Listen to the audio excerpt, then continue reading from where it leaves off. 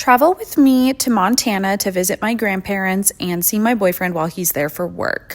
Headed to the airport, got the worst, most expensive coffee ever, but sometimes you just need it, you know? I had a window seat and a row all to myself on this flight, so it really wasn't that bad.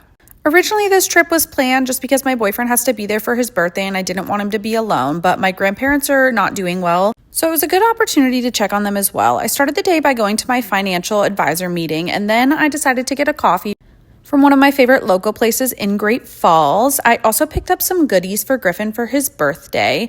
Then I stopped in to check on my grandparents, and Griffin opened his birthday gifts later that afternoon.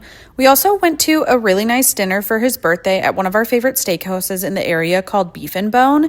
The food there is truly just so delicious, and if you've ever been to Great Falls, Montana, you know that most of the food there isn't. We also decided to go for a walk down by the river to end our night, and Griffin said he had a great birthday.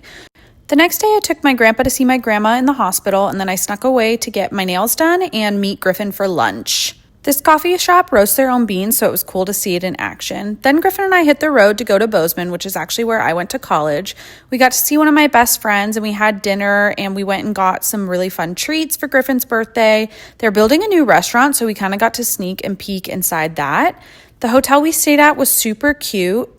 And then the next day, we went and grabbed coffee at one of my favorite places to go in college while we waited for our table for brunch. We also checked out where my sister got married last fall.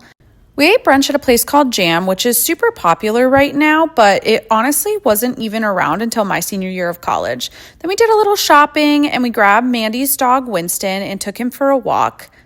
I miss Bozeman every single day. The next day was my last day, so Griffin and I grabbed a coffee, and then I headed to the airport to go home.